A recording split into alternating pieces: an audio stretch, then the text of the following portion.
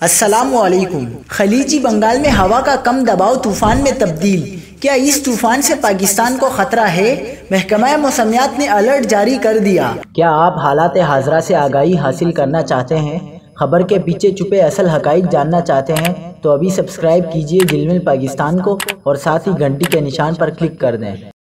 आपको बताते चलें कि वस्ती खलीजी बंगाल में हवा का शदीद कम दबाव डीप डिप्रेशन में तब्दील हो रहा है। ये डीप डिप्रेशन कराची से 2425 किलोमीटर दूर है। तर्जुमान महकमा मौसमियात का कहना है कि आज रात तक साइक्लोनिक तूफान बन सकता है।